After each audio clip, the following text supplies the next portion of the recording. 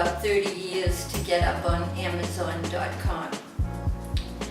It's called Too Much Is Not Enough, and it is about my first 50 years. And let me just tell you, it's one woman's vibrant esquisse files of shopping, sex, and workouts. And in the back it says, an intimate look into the life of the original shoe queen, Beverly Feldman, that's me. Addiction, divorce, bankruptcy, sexy shoes, and sex in general. This is the true story that will make you laugh, cry, and laugh again. Her survival in a male-dominated industry for female footwear. It is the original X-rated version and not for the religious-minded or the women who believe in monogamy. It is thought for everyone who has had the pleasure of owning a Beverly Feldman shoe and wanting to know more about the woman who sacrificed her life and country to give you that shoe. That's the back of the book, written also by me. It's very, very interesting. It's getting great reviews. Actually, I didn't know exactly what to read to you today. By the way, this is my free copy, not for resale. And the best thing is I dedicated it to all the men who loved me but thankfully left me, as I always had better taste in shoes than boyfriends. A forever great big thank you to the women that contributed to making all of this possible. Maria Gustafsson, she is from Sweden, impossible last name. Lucy Ho, Mary Jo Rebus, my very best friend, and Daphne Wood, who 28 years ago encouraged me to make this. I think I'm just going to read you the titles today. I started to get my faxes together. I found I had already written most of the book. As I slowly put my life back together, I stopped writing faxes and began to write what I was experiencing and feeling in little stories. Now my story is complete. I have recovered. I'm strong again. I discovered I always was. With meeting a new friend and author, Maria Gustafsson, Swedish, impossible to say. In 2017, she convinced me it was time to finally publish the story, 20 years after I had wrote it. Before you begin, it's important you know a few basic facts. First, I've been dieting since I was 15 years old. Food, weight, and sex have always been the confusion in my life. If I ate too much, I would weigh too much and have no boyfriends. On the other hand, if I starved myself and got as thin as I could be, someone would love me, marry me, and I would be happy for the rest of my life. Such was my thinking. In 1978, I was 31 years old, and I weighed 130 pounds. 128 if I really tried. Trying meant complete starvation, fruit and vegetables only.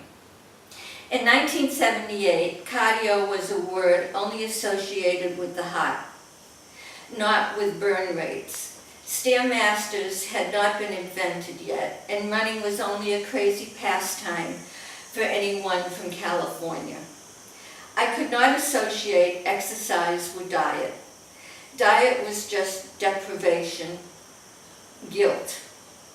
Exercise with gym classes in high school, and I got doctor's excuses for that.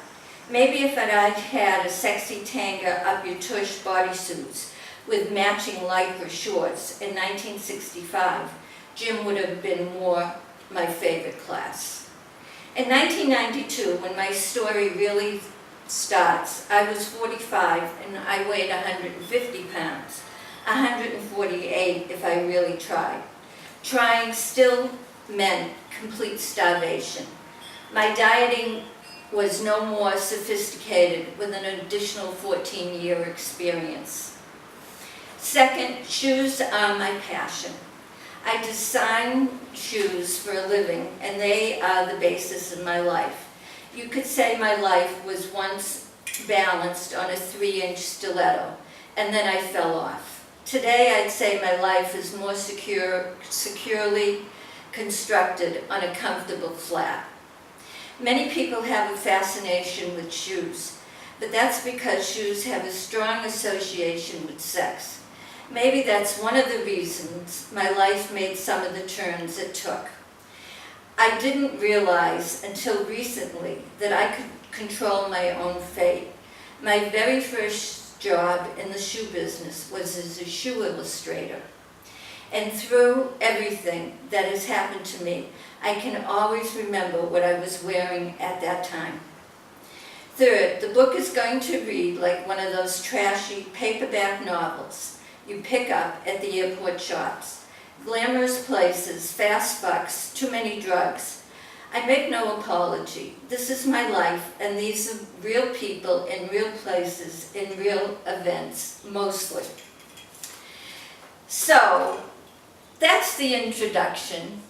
And this is me now in 2018. I am now 71 years old, and I realized that since I wrote the book, nothing really in my life has changed. I'm doing all the same things that I did 25, 26 years later, and people don't change. And you are what you are, and you do what you do. If you would like to buy the book, it's on Amazon.com. It's got really amazing reviews. It's changed a few people's lives. It's listed under divorce. And if you would like to have me read more chapters, why don't you write down below, and I can read another chapter. My reading ability is not as great as my writing ability.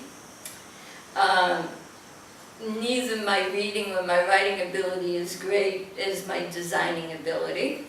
But I am what I am. I want to show you some of my new products today. I'm wearing my new jewelry collection. So I'm now doing other things because after more than 50 years in the shoe business, I've decided there have to be other things that are easier. So I love my jewelry. And I'm not doing clothing, but my outfit is just sensational. It's from Ibiza, from a shop in Santa Gertrudis called The Rose, and I would like them to send me this blouse in all 20 colors that they make. And I'm wearing my new shoes.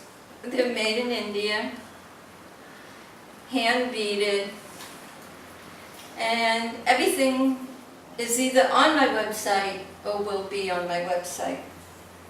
So thank you for watching, and follow me because I need 1,000 followers so I can retire in style.